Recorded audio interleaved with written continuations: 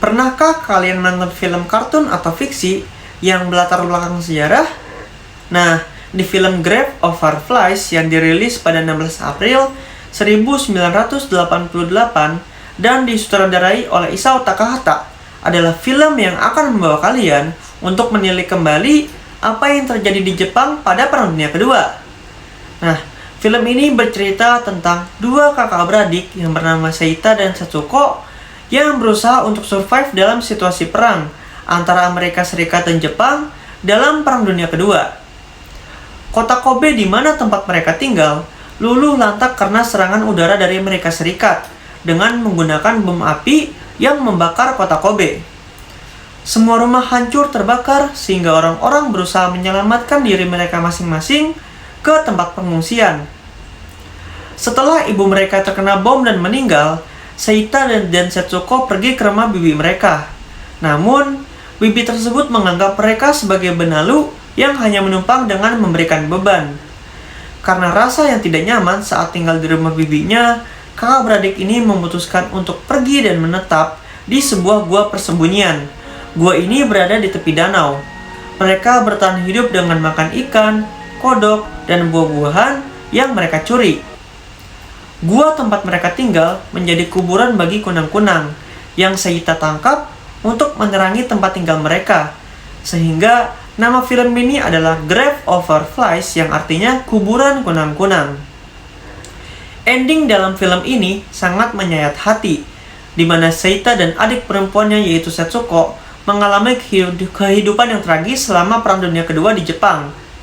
Mereka berjuang untuk bertahan hidup setelah kehilangan orang tua mereka.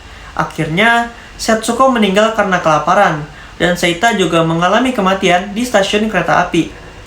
Film ini mengakhiri dengan adegan di mana roh mereka bertemu kembali di masa depan, dan melihat Jepang yang modern. Film ini adalah semi-autobiografi. Lalu, kenapa masih disebut sebagai semi-autobiografi? Hal tersebut dikarenakan tokoh dan penokohan yang ada pada film ini merupakan sebuah fiksi belaka. Namun, latar belakang film ini memang benar-benar nyata adanya, yaitu saat Perang Dunia Kedua yang juga melibatkan peperangan antara Amerika Serikat dan juga Jepang, dengan nuansa yang penuh kehancuran di kota Kobe yang memang pada masa itu sedang dibombardir oleh Amerika Serikat.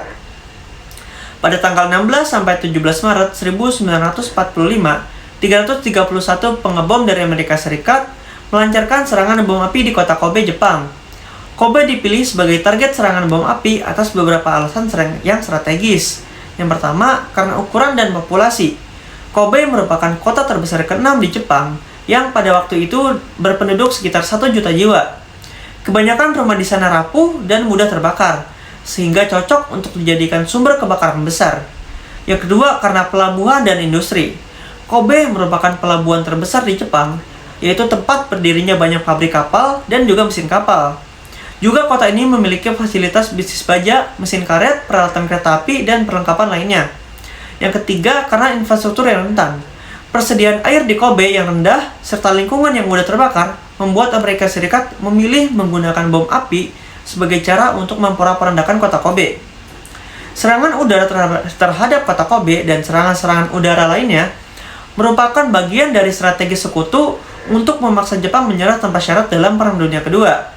Pada akhirnya, serangan udara tersebut bersama dengan serangkaian serangan bom atom di Hiroshima dan Nagasaki menjadi faktor penting dalam keputusan Jepang untuk menyerah pada bulan Agustus 1945 dan mengakhiri Perang Dunia Kedua.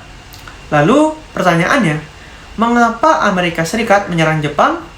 Jadi, pada 7 Desember 1941, Jepang menyerang Pearl Harbor yang saat itu menjadi pangkalan Angkatan Laut Utama Amerika Serikat di Asia Pasifik. Dampak pengeboman Pearl Harbor mengakibatkan Amerika Serikat geram dan menyatakan perang terhadap Jepang. Alasan Jepang menyerang pangkalan laut Amerika Serikat di Pearl Harbor adalah agar Amerika Serikat tidak mampu untuk melawan angkatan perang Jepang yang menyebar ke seluruh Asia Pasifik. Kemudian, dalam film ini juga terdapat relevansi dengan beberapa kajian hubungan internasional, khususnya realis. Analisis pertama menggambarkan bibi mereka yang hanya peduli dengan kepentingannya dengan menyimpan sebagian besar stok makanan untuk dirinya sendiri putrinya, dan suaminya. Bibinya yang cenderung selfish atau egois karena untuk survive keluarganya relevan dengan realis di HI yang bertindak atas dasar kepentingan yang dalam konteks ini merupakan kepentingan keluarganya dibandingkan dengan moralitas untuk berbagi pada Seiko dan juga Setsuko. Yang kedua adalah analisis yang menggambarkan keadaan terdesak, di mana Seiko mencuri buah-buahan milik petani di perkebunan dan mencuri makanan di rumah orang saat pesawat Amerika Serikat menyerang. Di mana hal tersebut menggambarkan bahwa manusia akan melakukan apa saja untuk bertahan hidup atau survive, dan akan memanfaatkan celah dalam situasi apapun. Yang analisis ketiga, pada saat keadaan yang sedang krisis, tidak ada yang ingin membantu sekalipun hal tersebut melibatkan moral manusia. Keengganan orang-orang untuk membantu Seiko dan juga Setsuko saat tidak memiliki makanan, hingga Setsuko sakit karena kelaparan. Hal tersebut mencerminkan bahwa self-help di mana kita harus melindungi diri kita sendiri dan jangan berharap pada orang lain. Kemudian, kelebihan dan kekurangan pada film ini. Well, salah satu kekuatan utama film ini adalah kemampuannya untuk menyentuh hati penonton secara emosional. Cerita yang menyayat hati tentang persaudaraan, kehilangan, dan perjuangan untuk survive di tengah-tengah perang. Kemudian film ini menyampaikan pesan moral yang sangat mendalam tentang dampak perang pada kehidupan manusia, khususnya pada anak-anak dan juga pada perempuan. Kelemahan film ini adalah mengangkat tema yang cukup berat. Ya, film ini menampilkan adegan kelaparan, penderitaan, dan perjuangan yang dapat membuat penonton merasa terus bersedih saat menonton dari awal hingga akhir. Kemudian, visualisasi yang nampak kuno jika dibandingkan dari visualisasi dari kartun modern.